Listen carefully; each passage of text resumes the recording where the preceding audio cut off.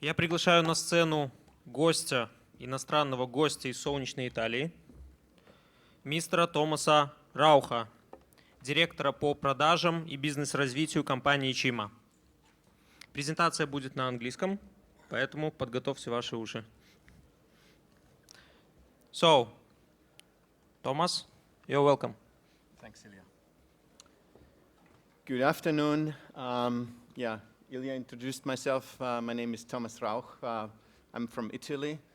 And I'm here today to talk about a topic which probably is something it's going on in, let's say, many countries. And I called my presentation Remodeling the Traditional Branch Design, which is something like in different or other words, it's bank transformation. And this is a topic which is obviously in many countries a demand, and banks look into that. And I'll give you a little bit of an insight about our approach to this. Sorry, I'll have to.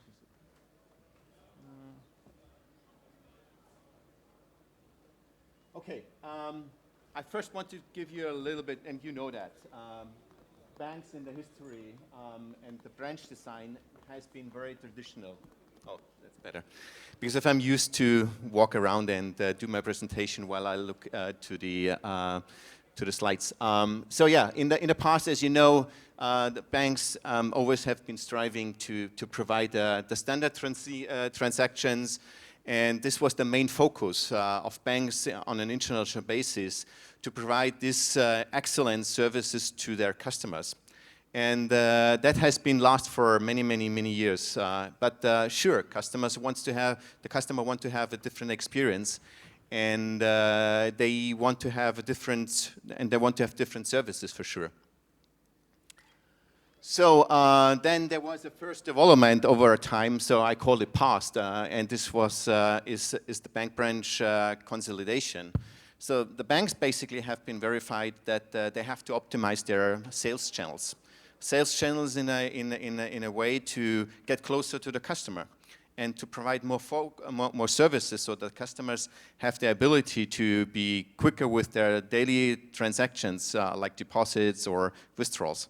And they recognized, okay, the majority of these services is only possible if they provide additional service, basically self-service activities. And by that, and you may have seen that in your country as well, majority of banks, they lose the contact to the customer, which is really a big negative in a way of thinking self-service. So what happened basically is that over the time, the credit institutions and the branches have been reduced on an international basis. To cover that, the banks basically understood, okay, we cannot go further and introduce and deploy more self-service devices, because we lose continuously the contact to our customers, which is the basis for us, where we make our business, where we can sell other products, not only the standard transactions. And they start about thinking how they can better do that, and so they changed their entire branch appearance. They looked into what they can do in terms of to have, let's say, an kind of an experience during the visit of the customers in the bank branch. So some banks you can go in and it's like a art museum, and others they have modernized their way that the customer can approach the bank teller. So there have been many, many, many different approaches in this respect, and that moved traditional bank clients back into the bank because they recognized, okay, there's more than just to do a deposit or to get my daily withdrawal from the ATM machine. So I probably look into that a little bit more and start the dialogue with my bank teller. And that, I think, is the time when they started to recognize, okay, this is important for us, and we have to improve that, and we have to do more in this respect.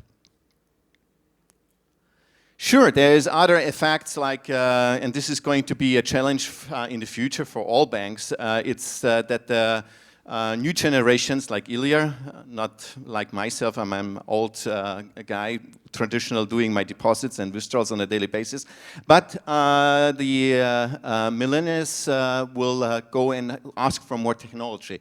They ask for new technology. They want to have faster, let's say, results in dealing with their standard banking activities. And this is why the banks have to look into alternatives. And sure, there is a demand from the younger generation to do the do mobile payments, online payments, and transaction transfers more easier. They either want to do it based on their mobile phone, or in some cases, sure, they want to be faster with the self-service actions. There are many ways to do transactions, and this is something which certainly banks have to look into. But this is for sure also another channel which they lose the customer contact again. And this is what I wanted to give you as a next point, the future, and what we call branch optimization. Next stage is that the banks have to think about how they can get the activities they have in a branch and in an ATM together, and what they can deliver as a service to the customers. So beside the electronic online payments and this kind of transactions, sure, banks have to keep on going with these new ideas, but on the other hand side, there are still the standard processes which have to be fulfilled. And we think from CIMA as a company that a combination of the ATM self-service approach and bank branch is the way to go in the future. So we have to find a way to combine these traditional, let's say, services, which everyone and in the world will be continued and will be demanded from the majority of customers, is to combine this self-service channel and the traditional branch services into a more efficient, professional way to interact with the customer. So what does it take to go there? So you have to have the right technology for such an approach to combine ATM and the branch operation tasks. You need to have the employees to understand and to work in this new environment. So employees have to understand what they have to do in addition just to do the standard transaction they know from the past. And beside that, we have the processes which are important to be improved, because this is the saving which is going to be at the end on the plus side of the bank and the bank branches. And at the end, for sure, we have the customers and the customer demands.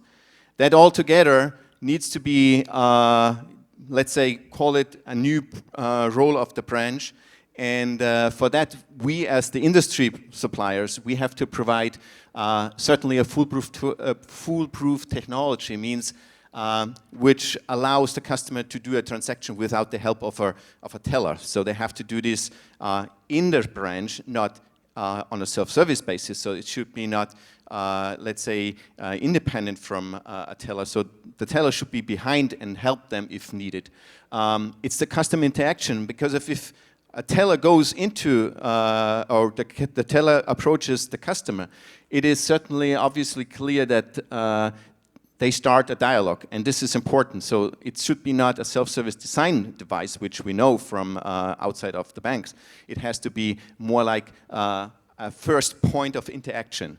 And then, sure, the employees have to be trained to sell additional services.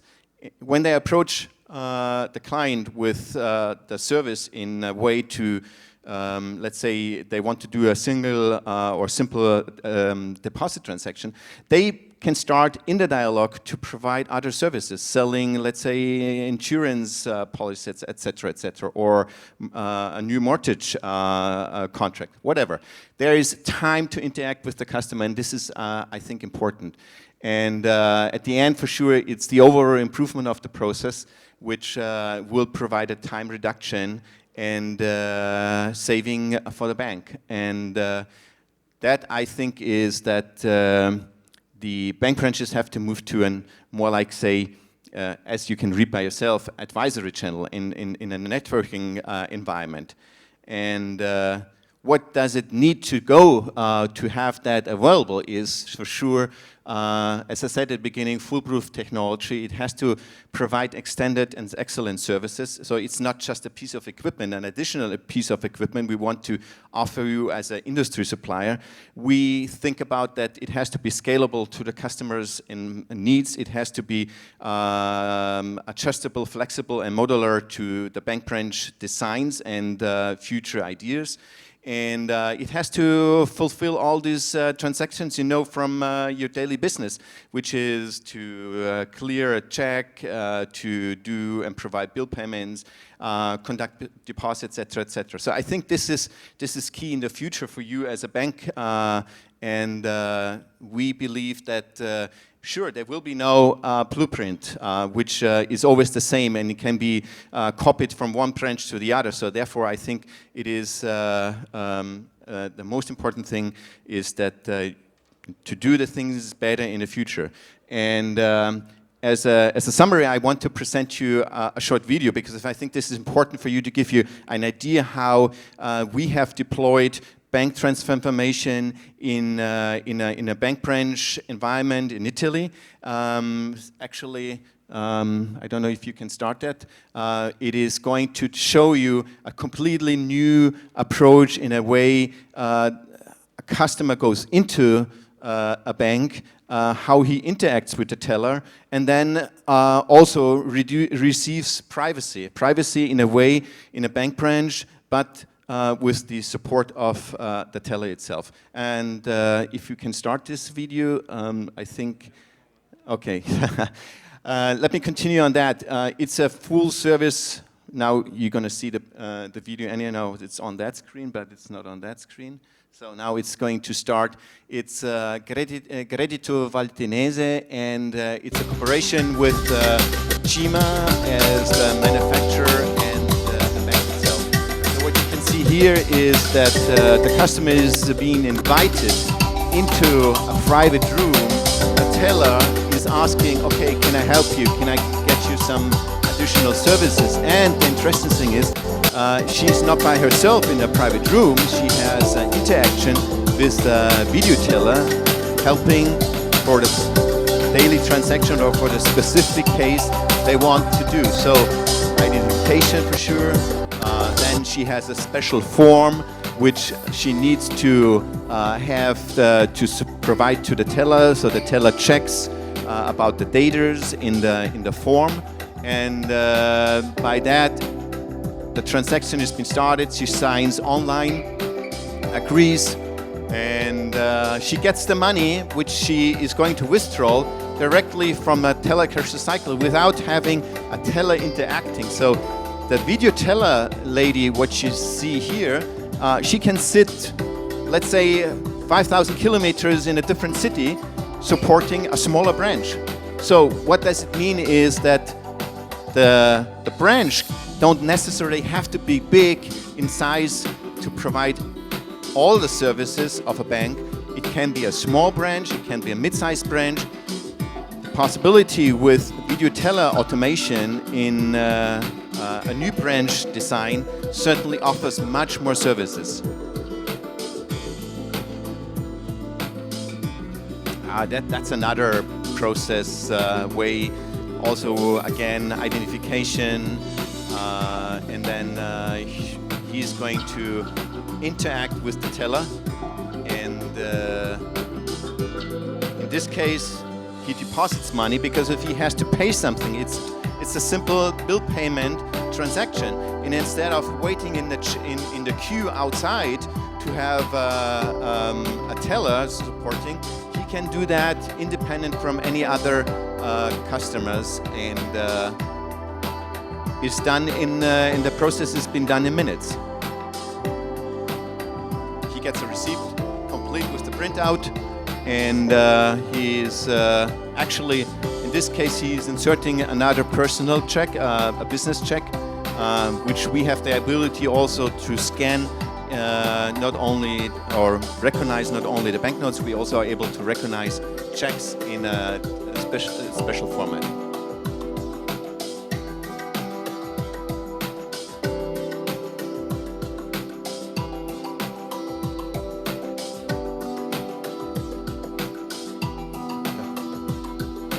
So this is basically what I wanted to give you as an indication, because the second part of the video shows basically the CIT operation. Nothing else than a CIT also can go independently into the branch without additional, let's say, interaction by a teller. So that also reduces the time and efforts in the bank. So that's basically, in short, the presentation I wanted to give you. And then a little bit of an insight in a European country. It's Italy, for sure. It's the closest we thought about to do such a video. But I think it gives you a quick, let's say, look into what's possible in the new way of doing business in the bank. Thank you, Thomas, for your lovely and very excellent presentation. I think that we have some questions for you. So first question is why, when we talk about the decreasing weight of branches, we are talking about individual customers only? So if I understand the question correctly, when we talk about the decreasing weight of branches, means the size of branches. I think the person who raised the question. The services, it's not to decrease the size of branches. As I said, the most important thing is that you should not decrease the services. You should look into that before closing a branch, because if it's not efficient, you can install additional services on a video teller basis without having 20 tellers to do the job what a video teller can do from far remote. Hope this answered the question. Do you have queries from clients in such branches? No, as in the video. Do you have queues from clients in such branches as in the video? I haven't seen a queue in the video because of, actually this is the most important thing, that with this VIP offices, you have the chance to reduce people waiting in line to get the service by a teller.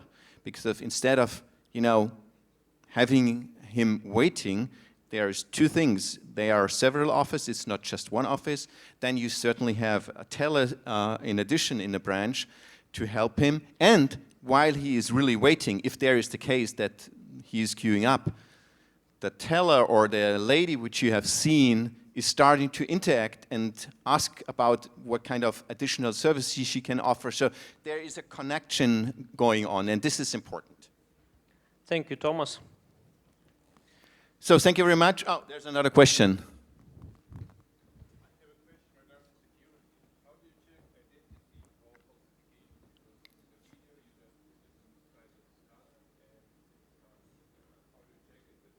Not falsified.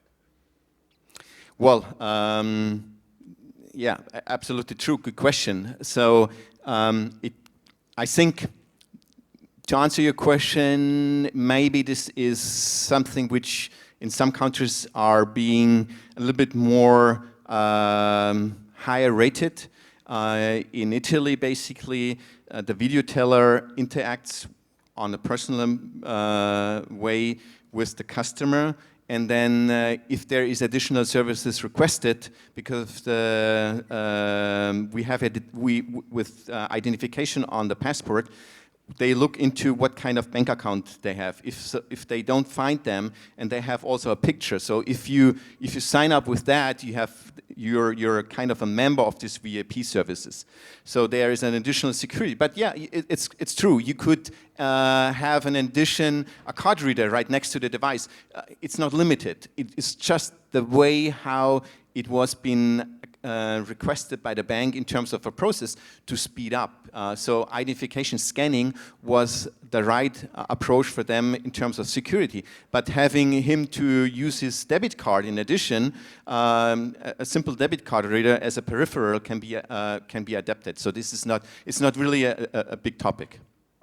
Okay, as I understand, basically that the operator has ID in the system, and he visually checks that the user in front of the... Absolutely true, yes. Okay. Absolutely true. Thank you. you. Yeah, thanks. Yeah, what about some kind of government or law regulations because, for example, in Russia we have a law that any credit agreement have to be signed on paper.